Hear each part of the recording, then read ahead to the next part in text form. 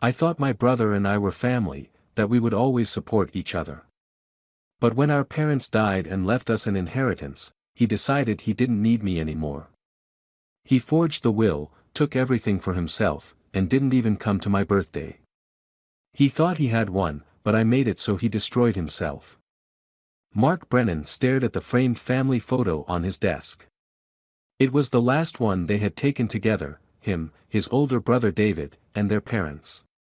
His mother's kind eyes and his father's proud smile now frozen in time. 3 months had passed since the accident that took both his parents, but the pain still felt fresh. The call came on a Monday night.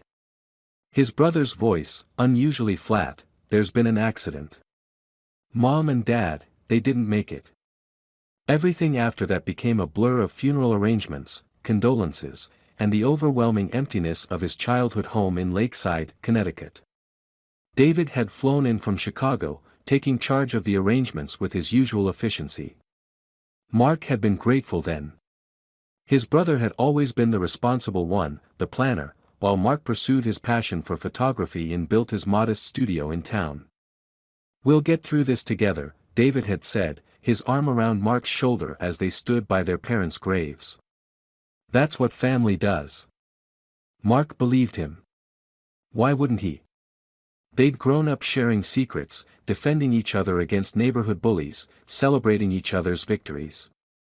Sure, they had drifted apart somewhat as adults, David becoming a successful financial advisor with a corner office in downtown Chicago, while Mark stayed in their hometown, but blood was blood. Or so he thought. Their parents had lived modestly but wisely. Their father, a high school principal, and their mother, a nurse, had saved diligently. They owned their house outright, a charming colonial worth close to $450,000 in the current market, and had accumulated about $300,000 in retirement accounts and investments. Not a fortune by any measure, but enough to provide a solid foundation for both sons. 2 weeks after the funeral, they met with Walter Simmons, their parents' attorney for over 20 years. A kind man in his 60s with silver-rimmed glasses and a gentle demeanor, Walter had known Mark and David since they were teenagers. "Your parents were very explicit about their wishes," Walter explained, sliding a document across his desk. "They wanted everything split equally between the two of you. The house, the savings, everything." David nodded solemnly, and Mark felt a momentary relief. At least there would be no complications here.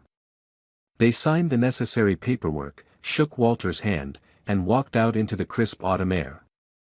"I'm thinking of maybe keeping the house," Mark ventured as they headed to the parking lot. "I love this town, and my studio is doing well here."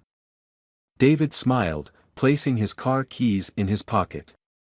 "That makes sense. We can work out the details. I'll transfer my half to you once everything clears." "Thanks, Dave. I appreciate that." They hugged before parting ways, David to catch his flight back to Chicago, Mark to return to the empty house that held so many memories. Mark spent the next few weeks sorting through his parents' belongings, deciding what to keep, what to donate. Every object held a memory: his mother's collection of porcelain birds, his father's meticulously organized tool shed. It was painful but necessary work. He called David occasionally to update him on the probate process, which Walter had said could take a few months to complete. David always sounded interested, concerned, asking the right questions, offering support. "Have you heard anything about the transfer of assets?" David asked during one of their calls, 6 weeks after the funeral. "Not yet," Mark replied. "Walter says these things take time." "Maybe I should call him," David suggested. "Just to check on the progress." "Sure, if you want. I trust Walter, though. He'll handle it right."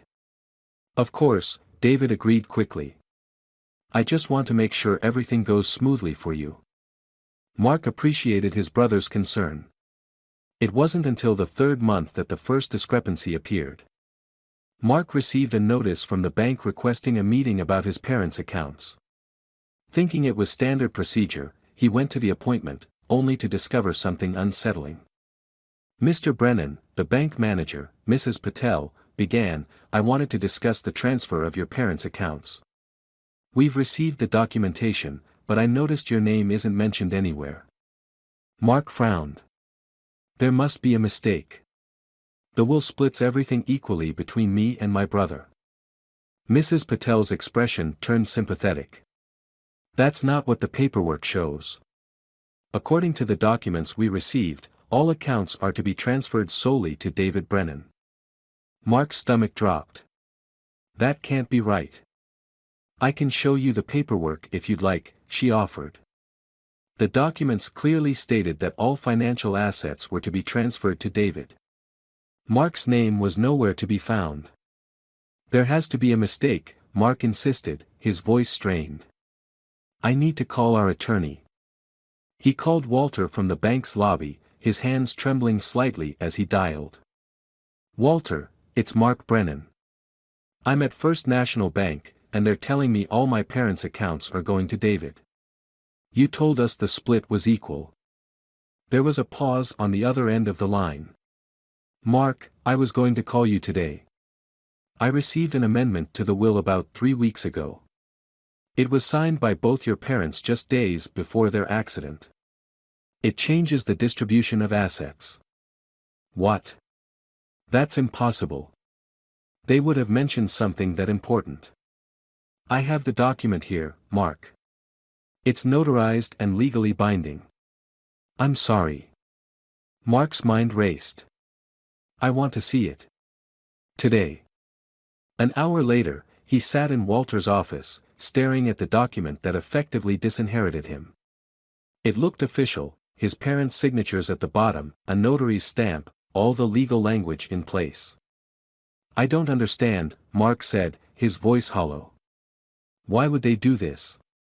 Walter looked uncomfortable. The amendment doesn't provide a reason. It simply states that all assets go to David. Did you speak to them about this change? Walter shook his head. No, David brought in the document after they had signed it. He said they had decided to make the change but didn't have time to come in themselves. A cold realization began to dawn on Mark. You didn't speak to my parents directly about this change. You just accepted the amendment from David? It had all the proper signatures and notarization, Walter defended, though he looked increasingly uneasy. It's not uncommon for family members to bring in documents on behalf of others. Mark took a deep breath. I need a copy of this, and I need a copy of the original will. Of course, Walter agreed, perhaps a bit too quickly. That night, Mark sat at his kitchen table, comparing the two documents. The amendment was dated just 3 days before the accident. The signatures looked like his parents, but something felt off. He knew his parents. They would never have done this without talking to him, without explanation. He called David, who answered on the 4th ring. Hey, Mark. How's it going? Did you know about the amendment to the will? Mark asked directly, skipping any pleasantries. A brief silence. Oh, that. Yes, Mom and Dad decided to change things at the last minute. They were going to talk to you about it. Why would they do that, David? It doesn't make sense. David's voice cooled slightly. They had their reasons, Mark. Maybe they felt I could handle the assets better, given my financial background. That's bullshit, Mark said, the word feeling foreign on his tongue. He rarely swore, rarely confronted anyone, especially not his brother. They would have talked to me. Look, I know it's surprising, but that's what they wanted. The document is legal. There's nothing more to discuss. Did you forge their signatures? Mark asked, the question hanging in the air like a thundercloud. Excuse me. David's voice turned icy. Are you accusing me of something? I'm asking a simple question. This conversation is over, Mark. I have to go. The line went dead, leaving Mark staring at his phone, a mixture of hurt and anger swirling inside him. The next day was Mark's 30th birthday. Despite everything, a small part of him expected David to call. They had never missed each other's birthdays, not once in 30 years. The day passed without a word from his brother. That silence spoke volumes. It confirmed what Mark had begun to suspect: the brother he thought he knew, the brother he had trusted implicitly, had betrayed him in the most fundamental way. That night, Mark made a decision. He wouldn't confront David again, not yet. Instead, he would gather evidence. He would be methodical. He would get justice. He started by returning to his parents' house, now technically David's house, and searching through their home office. In the back of his father's filing cabinet, he found what he was looking for: a copy of the original will, identical to the one Walter had shown him. But more importantly, he found his father's checkbook and several months of bank statements. Mark spent hours studying these documents, particularly his father's handwriting on the checks. He then compared them with the signatures on the amendment. To his untrained eye, there were subtle differences: the way that J curved in his father's name, the slight upward tilt of his mother's signature. But he needed more than his suspicions. He needed proof. Mark contacted a forensic document examiner, paying out of his own pocket for an initial consultation.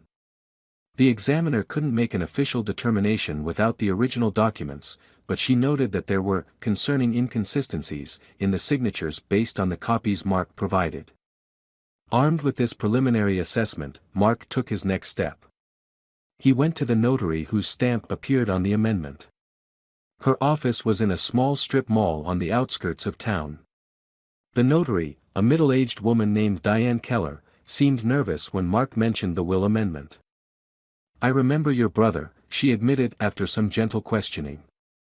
"He came in with the document already signed. Said your parents were too ill to come in person." "Did you witness my parents sign this document?" Mark asked. She looked away.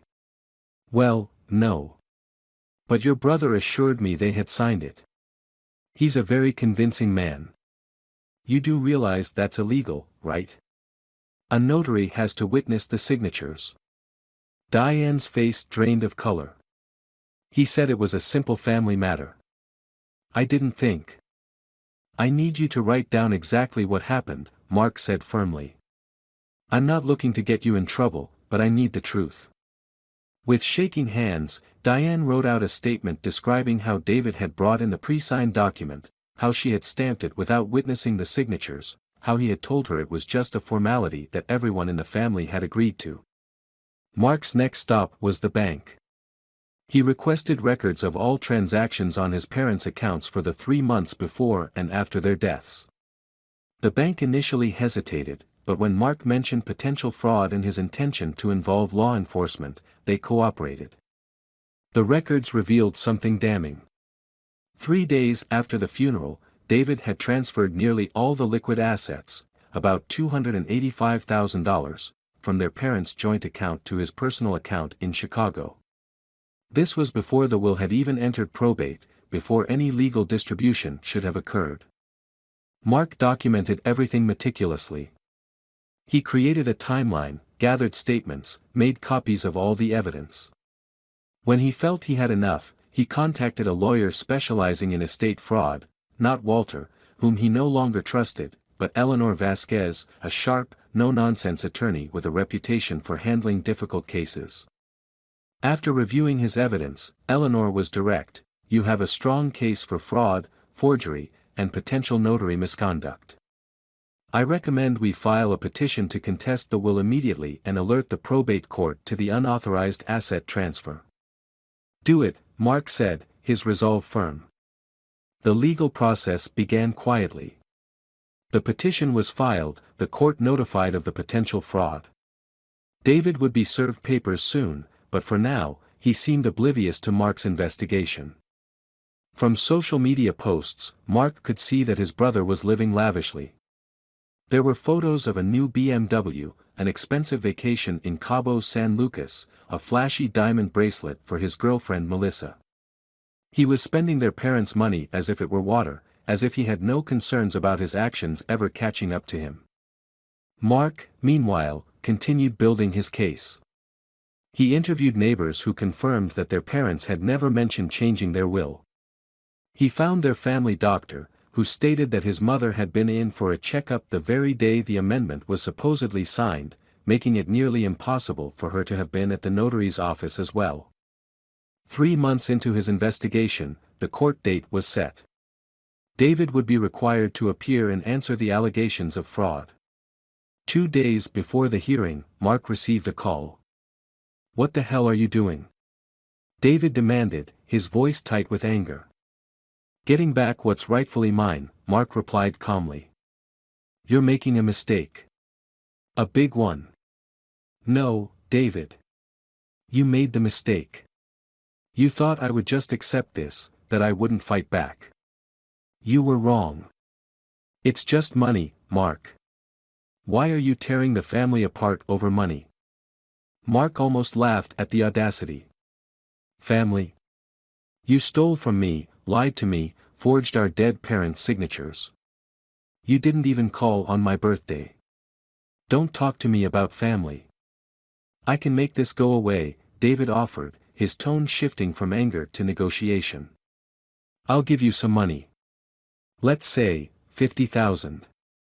You drop this whole thing, and we both move on." "It's too late for that. I'll see you in court." The day of the hearing arrived. Mark sat with Eleanor at one table, David and his attorney at another. David looked different, stressed, the confident gleam in his eye replaced by a nervous darting gaze. The judge reviewed the evidence Mark had gathered, the notary's statement, the bank transfers, the forensic examiner's report on the questionable signatures, the testimonies from neighbors and the doctor. David's defense crumbled as each piece of evidence was presented. His attorney attempted to argue that the amendment was valid despite the notary's misconduct, that the early bank transfer was merely an administrative efficiency. But the judge wasn't persuaded. "The evidence strongly suggests fraudulent activity," the judge stated. "I am ordering all assets frozen pending a full criminal investigation into charges of forgery, fraud, and unauthorized transfer of estate assets." Mark watched as the color drained from his brother's face. This was no longer just about the inheritance. David was facing potential criminal charges that could end his financial career and possibly result in jail time. Outside the courthouse, David approached Mark, his attorney unsuccessfully trying to pull him away. "You've ruined me," David hissed, desperation in his eyes. "My firm will fire me if this gets out. Everything I've worked for, gone." Mark met his brother's gaze steadily. "You did this to yourself, David. You had choices. What do you want from me?" David asked, his voice breaking slightly. "I want justice," Mark answered simply. "And now I'm going to get it." In the weeks that followed, the criminal investigation confirmed what Mark had already discovered. David had forged the amendment, bribed the notary, and illegally transferred the funds. Facing mounting evidence, David's attorney negotiated a plea deal, full restitution, hefty fines, and a suspended sentence with probation. The professional consequences were even more severe. David lost his job, his financial licenses were revoked, and his reputation in the industry was destroyed. His girlfriend Melissa left him shortly after he had to sell the BMW and move to a much smaller apartment. As for Mark, he received his rightful inheritance, half the value of the house and half the financial assets. But the victory felt hollow. He had lost not only his parents but also the brother he thought he knew. 6 months after the court case, Mark received an unexpected letter, postmarked from Seattle. Inside was a brief note. "I'm sorry for everything. You were right, I did it to myself. Maybe someday you can forgive me, but I don't expect it. Take care of yourself, Mark. David." Mark placed the letter in his desk drawer, unsure how to feel. The justice he had sought had been delivered, but it hadn't filled the void left by his brother's betrayal. He looked again at the family photo on his desk, the 4 of them smiling, unaware of what the future held. With a sigh, he placed it face down in the drawer alongside David's letter. Some wounds, Mark realized, even justice couldn't heal.